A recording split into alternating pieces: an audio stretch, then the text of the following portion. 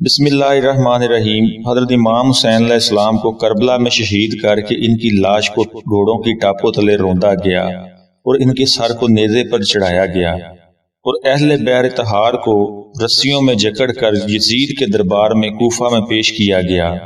جب یزید کے دربار میں پیش کیا گیا تو حضرت زینب سلام اللہ علیہ نے ایک دل سوز خطبہ ارشاد فرمایا۔ جناب زینب نے اپنے اس خطبے میں حقائق کا اظہار کیا جو انقلاب آفرین انداز اختیار کیا اس کی نظیر کہیں عالم میں نہیں ملتی، اور حق و حقیقت کی ترجمانی کرتے ہوئے فطرت کی رعنائیوں کو آزادی ہم آہنگ کر کے جرت بیان کا جو مقدس نمونہ پیش کیا وہ ہر صاحب فکر و دانش کے لیے قابل تقلید ہے۔ جناب زینب نے اپنے مقدس بیان کی روشنی میں دنیا انسانیت کو حقائق کے اظہار کا فطری طریقہ، فطری حقوق کے تحفظ کا سلیقہ اور حقیقت و عقیدت کی امتزاج کا ڈنگ سکھایا۔ تو آئیے خطبے کا احوال بیان کرتے ہیں، لیکن حسب روایت دوستوں سے گزارش ہے کہ اگر آپ چینل پر نئے ہیں تو چینل کو سبسکرائب کیجیے اور ویڈیو کو لائک کیجیے۔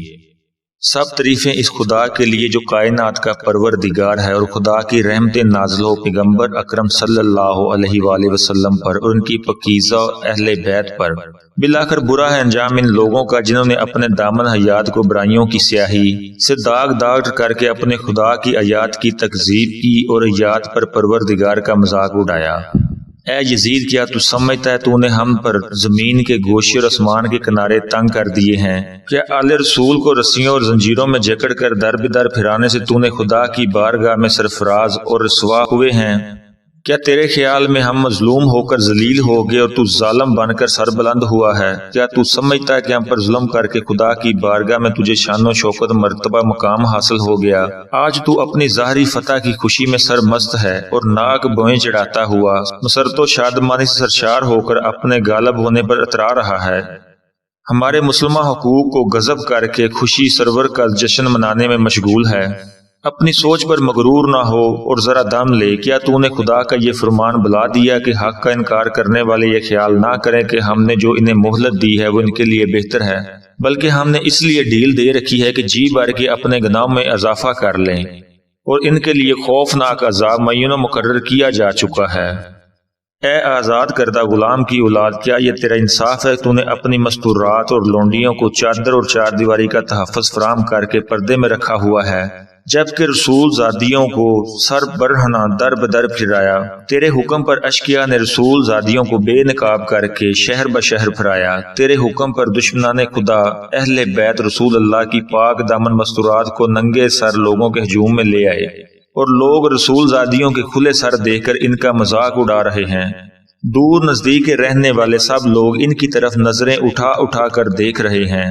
ہر شریف و کمینے کی نگاہیں ان پاک بیبیوں کے ننگے سروں پر جمی ہیں۔ آج رسول زادیوں کے ساتھ ہمدردی کرنے والا کوئی نہیں۔ آج ان قیدی مستورات کے ساتھ ان کے مرد موجود نہیں ہے جو ان کی سرپرستی کریں۔ آج آل محمد کا کوئی مددگار نہیں۔ اس شخص سے بھلائی کی توقع ہی کیا ہو سکتی ہے جو اس خاندان کے چشم و چراغ جس کے بزرگ ختون نے پاکیزہ لوگوں کے جگر چبا کر تھوک دیا، اور اس شخص سے انصاف کی امید کیا ہو سکتی ہے جس کا گوشت پوش شہیدوں کے خون سے بنا ہو؟ وہ شخص کس طرح اہل بیت پر مظالم ڈانے میں کمی کر سکتا ہے جو بغض و عداوت اور کینے سے بھرے ہوئے دل کے ساتھ ہمیں دیکھتا ہے؟ اے یزید، کیا تجھے شرم نہیں آتی؟ تو نے اتنے بڑے جرم کا ارتکاب کیا اور اتنے بڑے گناہ کو انجام دینے کے باوجود فخر کرتا ہوا یہ کہہ رہا ہے کہ میرے اسلاف اگر موجود ہوتے تو ان کے دل باغ باغ ہو جاتے اور مجھے دعائیں دیتے ہوئے کہتے کہ اے یزید تیرے ہاتھ شل نہ ہو۔ اے یزید، تجھے حیا نہیں آتی؟ تو جوانان جنت کے سردار حسین ابن علی کے دندان مبارک پر چھڑی مار کر ان کی بے ادبی کر رہا ہے۔ تو نے اولاد رسول صلی اللہ علیہ وآلہ وسلم کے خون میں اپنے ہاتھ رنگین کیے۔ تو نے عبد المطلب کے خاندان کے ان نوجوانوں کو تہہ تیگ کیا جن کی عظمت و کردار کے درکشندہ ستارے زمین کے گوشے گوشے کو منور کیے ہوئے ہیں۔ آج تو آل رسول کو قتل کر کے اپنے بد نہاد اسلاف کو پکار کر انہیں اپنے فتح کے گیت سنانے میں مشغول ہے۔ تو ان قریب اپنے ان کافر بزرگوں کے ساتھ مل جائے گا اور اس وقت اپنے گفتار و کردار پر پشیمان ہو کر یہ آرزو کرے گا کہ کاش میرے ہاتھ شل ہو جاتے، میری زبان بولنے سے عاجز ہوتی اور میں نے جو کچھ کیا اور کہا ان میں باز رہتا۔ اس کے بعد حضرت زینب نے آسمان کی طرف منہ کر کے بارگاہ الہی میں عرض کی، اے ہمارے پروردگار، تو ہمارا حق ان ظالموں سے ہمیں دلا دے، تو ہمارے حق کا بدلہ ان سے لے۔ اے پروردگار تو ہی ان ستمگروں سے ہمارا انتقام لے، اے خدا تو ہی ان پر اپنا غضب نازل فرما جس نے ہمارے عزیزوں کو خون میں نہلایا اور ہمارے مددگاروں کو تہہ تیگ کر دیا۔ پھر فرمایا اے یزید تو نے جو ظلم کیا اپنے ساتھ کیا، تو نے کسی کی نہیں بلکہ اپنی ہی خال چاک کی۔ تو رسول خدا کے سامنے ایک مجرم کی صورت میں لایا جائے گا اور تجھ سے تیرے اس گنونے جرم کی باز پرس ہوگی، تو نے اولاد رسول کا خون ناحق کیوں بہایا اور رسول زادیوں کو کیوں در بدر پھرایا، رسول کے جگر پاروں کے ساتھ ظلم کیوں روا رکھا۔ اے یزید یاد رکھ خدا اہل رسول کا تجھ سے انتقام لے کے ان مظلوموں کا حق انہیں دلائے گا اور انہیں امن و سکون کی نعمت سے مالا مال کر دے گا۔ خدا کا فرمان ہے تم گمان نہ کرو کہ جو لوگ راہ خدا میں مارے گئے وہ مر مٹ چکے ہیں، بلکہ وہ تو ہمیشہ کی زندگی پا گئے۔ اے یزید یاد رکھ تو نے جو ظلم آل محمد پر ڈھائے ہیں ان پر رسول خدا عدالت الہی میں تیرے خلاف شکایت کریں گے اور جبرائیل امین آل رسول کی گواہی دیں گے۔ پھر خدا اپنے عدل و انصاف کے ذریعے تجھے سخت عذاب میں مبتلا کر دے گا اور یہی بات تیرے برے انجام کے لیے کافی ہے۔ ان قریب وہ لوگ بھی اپنے انجام کو پہنچ جائیں گے جنہوں نے تیرے ظلم کی بنیادیں مضبوط کی اور تیری آمرانہ سلطنت کی بساط بچا کر تجھے اہل اسلام پر مسلط کر دیا۔ اے یزید یہ گردش ایام ہے کہ مجھے تجھ جیسے بدنحال سے ہم کلام ہونا پڑا اور میں تجھ جیسے ظالم و ستمگر سے گفتگو کر رہی ہوں، لیکن یاد رکھ میری نظر میں تو نہایت ہی پست اور گھٹیا شخص ہے جس سے کلام کرنا بھی شریفوں کی توہین ہے۔ میری اس جرت سخن پر تو مجھے اپنے ستم کا نشانہ ہی کیوں نہ بنا دے، لیکن میں اسے ایک عظیم امتحان اور آزمائش سمجھتے ہوئے صبر و استقلال کے ساتھ اختیار کروں گی۔ تیری بد کلامی بد سلوکی میرے عزم و استقلال پر اثر انداز نہیں ہو سکتی۔ اے یزید آج ہماری آنکھیں اشکبار ہیں اور سینوں میں آتش غم کے شعلے بھڑک رہے ہیں۔ افسوس تو اس بات پر ہے کہ شیطان کے ہم نواؤں اور بدنام لوگوں نے رحمان کے سپاہیوں اور پاک باز لوگوں کو تہہ تیگ کر ڈالا اور ابھی تک اس شیطانی ٹولے کے ہاتھوں سے ہمارے پاک خون کے قطرے ٹپک رہے ہیں اور ان کے ناپاک دہن ہمارا گوشت چبانے میں مصروف ہیں اور صحرا کے بھیڑیے ان پاک باز شہیدوں کے مظلوم لاشوں کے ارد گرد گھوم رہے ہیں اور جنگل کے نجس درندے ان پاکیزہ جسموں کی بے حرمتی کر رہے ہیں۔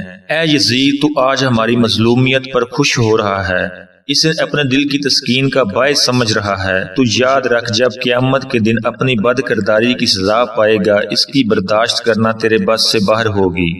خدا عادل ہے، وہ اپنے بندوں پر ظلم نہیں کرتا۔ ہم اپنی مظلومیت اپنے خدا کے سامنے پیش کرتے ہیں اور ہر حال میں اس کی عنایات اور عدل و انصاف پر ہمارا بھروسہ ہے۔ اے یزید تو جتنا چاہے مکر و فریب کر لے، بھرپور کوشش کر کے دیکھ لے، مگر نہ تو ہماری یاد لوگوں کے دلوں سے مٹا سکتا ہے اور نہ ہی وحی الہی کے پاکیزہ اثار محو کر سکتا ہے۔ تو یہ خیال اپنے دل سے نکال دے کہ ظاہر سازی کے ذریعے ہماری شان و منزلت کو پا لے گا۔ تو نے جس گنونے جرم کا ارتکاب کیا ہے اس کا بدنماغ داغ اپنے دامن سے کبھی نہیں دھو سکتا۔ تیرا نظریہ نہایت کمزور اور گھٹیا ہے، تیری حیات اقتدار میں گنتی کے چند دن باقی ہیں، تیرے سب ساتھی تیرا ساتھ چھوڑ جائیں گے۔ تیرے پاس اس دن کے لیے پریشانی کے سوا کچھ بھی نہیں جب منادی یہ ندا کرے گا کہ ظالم ستمگر لوگوں کے لیے خدا کی لعنت ہے۔ ہم خدائے قدوس کی بارگاہ میں سپاس گزار ہیں کہ ہمارے خاندان کے پہلے فر حضرت محمد صلی اللہ علیہ وآلہ وسلم کو سعادت و مغفرت سے بہرہ مند فرمایا اور ہمارے آخر امام حسین علیہ السلام کو شہادت و رحمت کی نعمت سے نوازا۔ ہم بارگاہ الہی میں دعا کرتے ہیں کہ ہمارے شہیدوں کے ثواب و اجر میں اضافہ اور تکمیل فرما، ہم سب باقی افراد کو اپنی عنایتوں سے نواز دے۔ بے شک خدا ہی رحم کرنے والا ہے اور حقیقی معنی میں مہربان ہے۔ خدا کی عنایتوں کے سوا ہمیں کچھ بھی مطلوب نہیں، ہمیں صرف اور صرف اس کی ذات پر بھروسہ ہے، اس لیے اس سے بہتر کوئی سہارا نہیں۔ سیدہ زینب کا حقیقت امیز خطبہ سن کر یزید کانپنے لگا، اپنے جرائم کے تمام راز فاش ہونے، اپنے برے انجام کا سن کر اس کے حواس باختہ ہو گئے۔